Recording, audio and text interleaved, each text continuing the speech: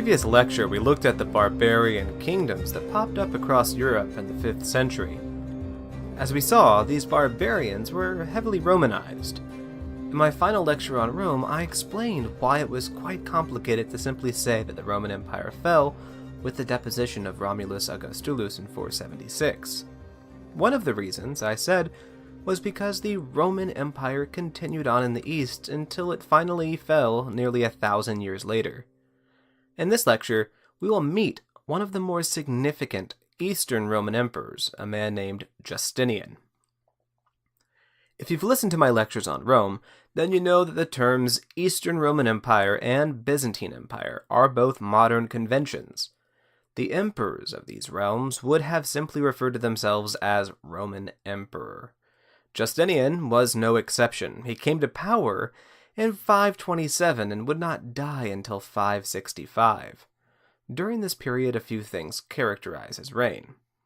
First, he is known as the savior of the Roman Empire, largely because he introduced a series of reforms. Of these reforms, his legal reforms are perhaps the most popular today. Justinian codified Roman law. Now, he wasn't the first to do this, and he certainly wouldn't be the last, but his codification in the 5th century would be used in one of its forms or another throughout the Middle Ages. These legal codifications were threefold. First, he collected all imperial constitutions in what became known as the Codex Justinianus. Second, he collated older legal texts into what is known as the Digest. And third, he had a work written explaining law known as the Institutions, or the Institutiones, because it's often referred to it by its Latin name. I do not expect you to know these three names and what makes them unique. What I do expect is that you understand that Justinian had a strong interest in making sense of Roman law. The reason? By the 6th century, Roman law had become inconsistent and, in layman terms, a hot mess. What happens when a state has legal issues like this? What may also result? If you're thinking it would cause problems for the state, then you'd be right. Having inconsistent laws makes enacting justice difficult. When it is difficult to enact justice, it is difficult to stabilize the state. Justinian's interest in reforming and restructuring Roman law was not because he was merely interested in the law, but because he was interested in the broader implications of a consistent legal system. A second way Justinian tried to improve the Roman state was by enacting what has become known as the Renovatio Imperii, which literally translates into the restoration of the empire. This restoration was a large-scale attempt to regain control of his holdings in the West. Remember, we who study history from the present know that after 476, no officially recognized Roman emperor would again control the majority of the holdings of the Western Roman Empire. From Justinian's perspective in the 6th century, this was not absolute, and it certainly wasn't known. When he looked at what had happened in the past 60 years, that is, the loss of the imperial holdings and the replacement of barbarian kingdoms across what used to be the Roman territory, probably looked unimaginable and probably revolting to him. He knew the history of Rome and its grandeur. He was determined to retrieve this territory for Rome, a territory he saw as rightfully his. To do this, he brought in his greatest general, a man named Belisarius, and you better become familiar with him because he's quite important in the history of not only the Eastern Roman Empire, but also Italy. Justinian chose Belisarius because he was an exceptional talent when it came to commanding Roman forces. In the 820s, Justinian, shortly after becoming emperor in 827, assigned Belisarius to a command against the Sassanid Empire. The Sassanid Empire was the chief entity that kept a constant pressure on the Roman Empire's eastern frontier. It was located primarily in the Levant, Arabia, Iran, and Iraq. During the early 530s, while on campaign against the Sassanid Empire, Belisarius proved himself capable at several major battles, such as the Battle of Dara, which were significant Roman victories. So great were his victories that by 832 attention could be diverted away from the eastern frontiers and turned towards the west to regain what was once part of the Roman Empire. Belisarius and Justinian decided not to go straight for the heartland of Italy initially. Instead, they decided to regain their holdings in North Africa. North Africa was one of the most important areas in the Roman Empire. While the eastern region of the Roman Empire had the silver and gold mines, which allowed them to acquire immense wealth and mint coins, northern Africa was the chief grain producer in the Mediterranean. Controlling northern Africa ensured that the Roman Empire could and would always have a stable supply of grain. And being able to feed your people is a good way to maintain happy people and keep the peace. In addition to this, northern Africa had major trade ports that were quite lucrative. But ports do more than merely allow for trade. They allow for safe harbor. I cannot overstate how dangerous the Mediterranean Sea was and still is to this day. If you turn on the news and you watch videos, you can still see today refugees fleeing the Middle East and North Africa via rafts to try to get to the shores of Europe. You will see that these people oftentimes find struggles because the Mediterranean is such a turbulent and dangerous sea. This was just as true during the Middle Ages. Controlling ports along northern Africa allow your trading vessels and your military ships to safely harbor in the event of a major storm or unfavorable winds.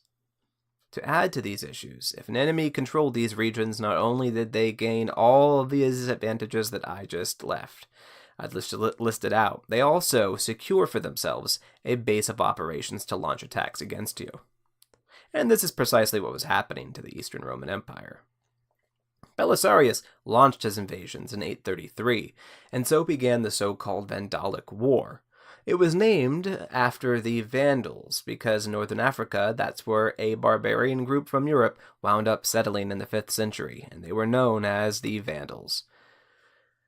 We are fortunate to have a detailed account of Belisarius' war with the Vandals, thanks in large part to a man named Procopius, who was a courtly personality in Justinian's court. He also produced a series of histories that range from historically accurate to total gossip, like stuff you would find in the Inquirer. As a result, historians have had to handle his accounts of history with some care and sift out what's truth and what's fiction. Now, I don't want to get into the details of the Vandalic War, as I'm chiefly interested in speaking of the Gothic War. What you should know within the contexts is that the Vandalic War was the first of a series of Roman invasions. The Romans under Belisarius were successful. Northern Africa was regained, and the treasury of the Vandals was secured by 534. In effect, Justinian's ambitions were looking quite promising. It looked as though retaking the Western Roman Empire was possible. Building up upon the success in North Africa, he turned his attention to Italy. Belisarius' invasions of Italy, beginning in 535, marked the beginning of the so-called Gothic War, which will go on for 2 decades. The Goths had experienced several years of internal issues, chief of which was a civil war between the daughter of the Ostrogothic king, Theodoric the Great, a woman named Amalsuntha, who was serving as regent for her son, and her feud was with her cousin, a man named Theodad, who was Theodoric the Great's nephew. During the course of a brief coup, Theodad imprisoned his cousin, who later died in captivity in 534. Upon her death, he seized the throne for himself. This was the pretense for the Byzantine invasion of Italy. A very flimsy pretense, but a pretense nonetheless. The Byzantine invasion was a 2-pronged invasion. One army, led by a Byzantine general named Mundus, would travel by land from Greece to the eastern regions of the Ostrogothic kingdom, roughly in modern-day Serbia. This part of the realm butted up against the western frontiers of the Byzantine Empire. Mundus's chief role was to distract Theodad from the west, so that he would divert all of his resources to the east. At the same time, a second Byzantine force, led by Belisarius himself, would travel via sea to Sicily and then attack mainland Italy from the south. By 537, Belisarius managed to sack the city of Rome. The Goths were forced to retreat, but soon rallied and began sieging the city they had lost. Unfortunately for the Goths, Belisarius was far more capable as a military commander, and managed to keep the Goths at bay by staging singular raids on the Gothic camps around the city. They did this through a series of military tactics that would define Belisarius. Well-trained knights on horseback with lances and swords, and also with bows, actually. Essentially, they were a hybrid of light cavalry archers and heavily armored knights. These units functioned as a shock force and ranged weapons, a supreme force on the battlefield, and a lethal combination. In 538, the Goths were finally defeated and the Romans held Rome again for the first time in 60 years. But here's the catch. It's important to note, however, that Rome, the city of Rome, by this point, was not as significant as it used to be. The centers of power in the Italian peninsula had already switched from Rome to Milan and the Ostrogothic capital of Ravenna, which throughout the Middle Ages was more Greek than Italian. Over the next 20 years, the Byzantine armies destroyed the Italian peninsula. Destroyed it. I do not want to go into the details here. Instead, I want to highlight that taking Italy was not as easy as Belisarius foresaw. The Goths put up one hell of a fight, and Belisarius himself was never able to secure the entire region. Instead, it was left to a second general, a man named Narses, to finish the job, which he accomplished between 552 and 554. He was able to secure the entire Italian peninsula. After this, Justinian maintained control over much of the Italian peninsula, though a couple places still resisted, and by the early 560s the rest had capitulated. In 568, however, a new people, the Lombards, staged an invasion of Italy. They were successful for a myriad of reasons, but one of the chief reasons was because Justinian had died in 565, and the new emperor had much larger fish to fry in the eastern portions of the Roman Empire, most notably against the Persian Empire. Sacrificing Italy allowed Rome to maintain what they had in the east. This was the last time that the Roman Empire would control the majority of the Italian peninsula, though they would maintain some holdings such as the city of Ravenna, which, as I said earlier, would remain rather Greek during the Middle Ages. In conclusion, we have seen Rome's final attempt to secure the Italian peninsula, the natal region of the Roman Empire. While initially successful, the Byzantine Empire couldn't hold on to the region when the Lombards invaded in the 560s. With no central authority left in Europe, who would act as arbitrator in political disputes? The answer? The Church, which we will meet in the next lecture.